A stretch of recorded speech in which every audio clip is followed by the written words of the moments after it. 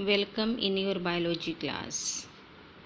Dear students, हमने अपना chapter 7 start किया हुआ है, जिसके हम 2 पार्ट कर चुके हैं। आज हमारा तीसरा पार्ट है। ठीक है, 3 पार्ट्स। थर्ड पार्ट, इसमें हम पढ़ेंगे थ्योरीज ऑफ इवोल्यूशन के लिए थ्योरीज जो कि दी गई। पहली नेचुरल सिलेक्शन की थ्योरी थी, theory of origin of life में। तो नेचुरल सिलेक्शन की थ्योरी जो कि डार्विन ने दी है।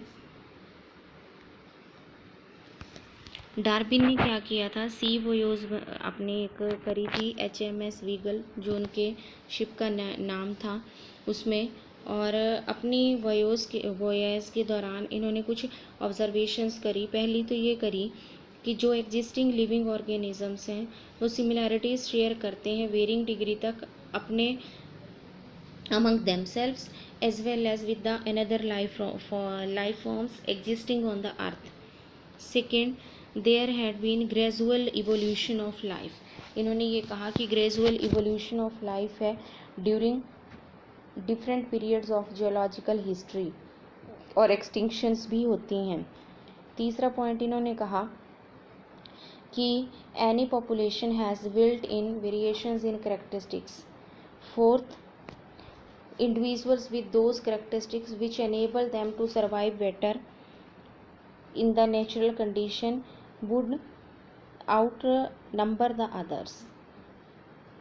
जिन इंडिविजुअल में जो बहुत बढ़िया करेक्टरिस्टिक्स होते हैं, जो उनकी सर्वाइवल में हेल्प करते हैं, वह दूसरों को हटाने में मदद भी करते हैं। Survival of the fittest. और फिट इंडिविजुअल उन्होंने कहा जो रिप्रोडक्टिवली वेल है, रिप्रोड्यूस कर सकता है। रिप्रोडक्टिवली फिटनेस, रिप्रोडक्टिव फिटनेस को ही इन्होंने फिटनेस का नाम दिया है। जो रिप्रोडक्टिव फिट है वो large number of progeny produce करेगा और बेटर सर्वाइव भी करेगा। डार्विन ने नेचुरल सिलेक्शन है उसको कंसीडर किया है कि वो जो है वो मेन फैक्टर है।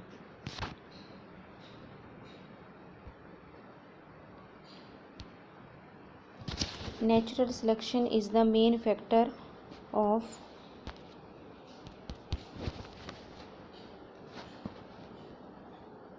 इन्होंने कहा कि नेचुरल सिलेक्शन जो है it is the main factor for evolution. ठीक है, और इसके बाद फिर अल्फ्रेड बेलेस, ये साइंटिस्ट भी आए, ये भी नेचुरलिस्ट थे। इन्होंने भी डार्विन्स के टाइम पे अपनी रिसर्चेस करी थी और ये कंक्लूज़न पे पहुँचे थे, सिमिलर कंक्लूज़न पे जैसे कि डार्विन ने दिए थे। सबसे पहला कंक्लूज़न इनका यही था कि new life forms arise and evolve in due course of time. Second, the ancestors जो कि डिफरेंट पीरियड्स में रहते थे हिस्ट्री ऑफ अर्थ में, and the geological history closely correlate with the biological history. और rate of appearance of new forms जो है वो लिंक करता है लाइफ साइकिल और life span of the organisms के ऊपर। Adaptive ability is inherited and a genetic basis, ये भी बताया था। तो नेचुरल सिलेक्शन जो है इसमें सर्टेन ऑब्जर्वेशन थी which are factual and as follows.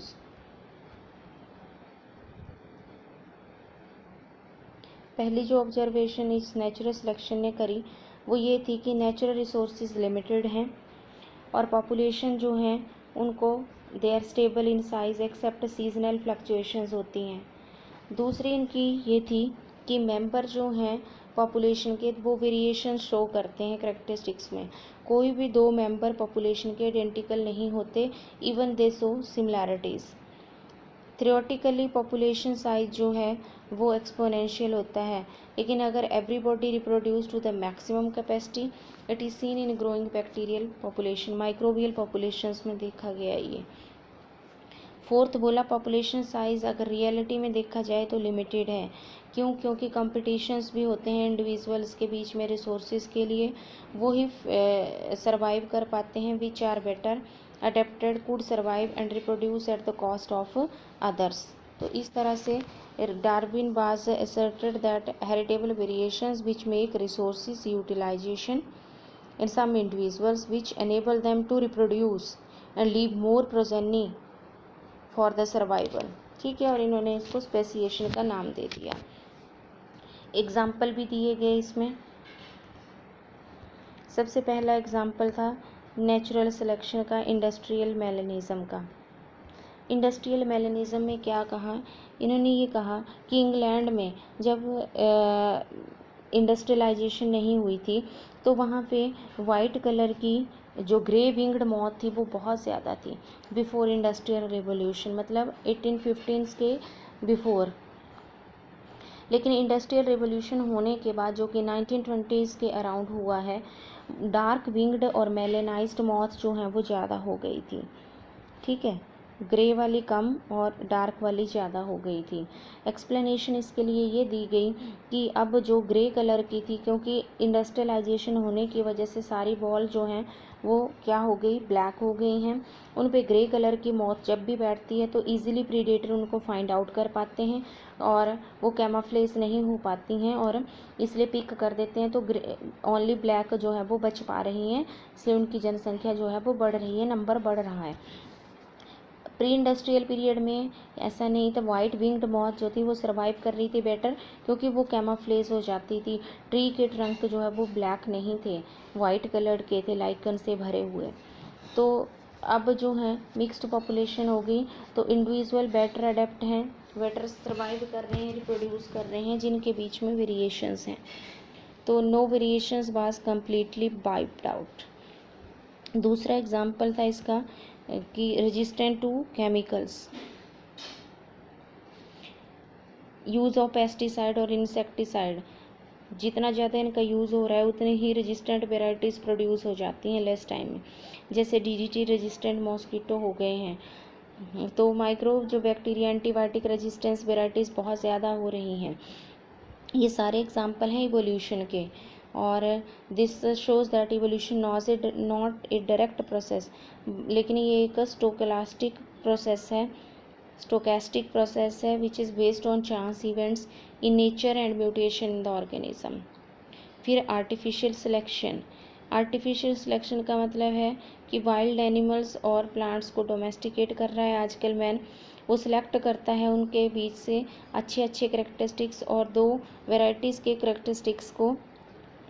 Horticulture agriculture वाले जो हैं वो न्यू वेराइटीज़ उनको यूज़ करके रेस कर रहे हैं, हाई यील्डिंग वेराइटीज़, काऊ, बफेलो, पोल्ट्री बर्ड की, इसी तरह प्लांट्स में वीट, राइस, मेज की। फिर है एडेप्टिव रेडिएशन। एडेप्टिव रेडिएशन का मतलब है ये एक इवोल्यूशनरी प्रोसेस है, इम्पॉर्टेंट भी है ये। Ancestral stock gives rise to new species. किसी भी जियोग्राफिकल एरिया में कोई एंसेस्ट्रल स्टॉक जो है नई स्पीसीज दे रहा है। इसमें एग्जाम्पल है आपके पास डार्विन फिंचेस का, जो बहुत वेल नोन एग्जाम्पल है, पेपर में बहुत बार आता है। ये स्मॉल ब्लैक बर्ड्स डार्विन ने ऑब्जर्व किए थे गैलापागोस आइलैंड के ऊपर। बहुत सारी वेराइटी थी सेम आइलैंड के ऊपर, और उसने इसका रीज़न दिया कि origin after originating from A common ancestor seed eating stock था ये पहले। ये फिंचेस जो है वो डिफरेंट हैबिट्स के साथ हो गई because they are radiated to different geographical areas and undergone adaptive changes, specially उनकी टाइप ऑफ वीक में।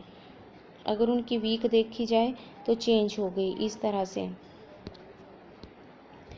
वीक्स में चेंजेस आ गई, और लिविंग इन आइसोलेशन उन डिफरेंट फूड हैबिट को एक्वायर कर लिया अकॉर्डिंग टू जियोग्राफिकल एरिया में जो जो प्रेजेंट था।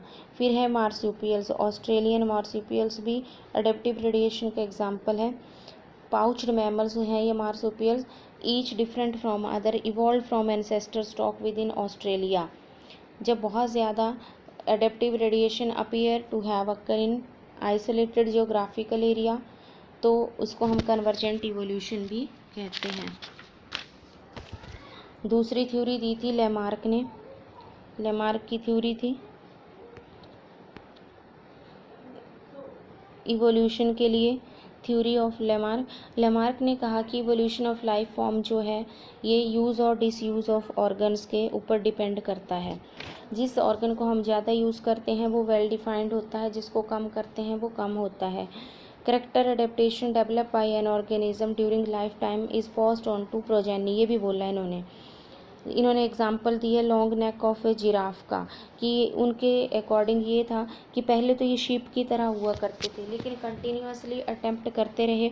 जब वेजिटेशन ग्राउंड पे ख़त्म हो गई तो ट्री की ब्रांचेस को पकड़ने के लिए नेक को स्ट्रेच करते थे, जिसकी वजह से ये धीरे धीरे लंबी ही हो गए। And they passed on this acquired character to their succeeding generation. तो अब जिराफ लॉन्ग नेक के होते हैं, इन्होंने ये रखा था। फिर म्यूटेशन थ्योरी दी गई, हागो डी वरीज ने दी थी ये। हागो डी वरीज साइंटिस्ट थे जिन्होंने इस थ्योरी को दिया, और उन्होंने कहा म्यूटेशन को सिंगल हेरिटेबल चेंजेस जो कि सडनली होती हैं, और उनके अकॉर्डिंग म्यूटेशन स्पेशिएशन कॉज करता है, नई स्पीसीज की फॉर्मेशन में हेल्प करता है। And according to him mutation cause speciation, और इसको इन्होंने साल्टेशन भी कहा। साल्टेशन का मतलब होता है सिंगल स्टेप लार्ज म्यूटेशन, और ये कई बार एक नंबर के क्वेश्चन में बहुत बार आता है कि साल्टेशन क्या होता है, म्यूटेशन क्या होता है। तो it is single large step mutation. हागो डी वरीज ने कहा कि म्यूटेशन रैंडमली होती हैं, डायरेक्शनलेस होती हैं, और जबकि डार्विन ने कहा कि वेरिएशन जो है वो स्पेसिएशन करती हैं और डायरेक्शनल भी होती हैं, छोटी भी होती हैं, स्मॉल भी होती हैं, लार्ज नहीं होती। डी वरीज ने बिलीव किया कि large single step mutation saltation कहलाती हैं, स्पेसिएशन लाती हैं। डार्विन ने बोला ये ग्रेजुअल प्रोसेस है और नंबर ऑफ जनरेशंस के बाद होती है। ठीक है, तो ये आपके पास थ्योरीज ऑफ इवोल्यूशन ओवर हो गई। Thank you.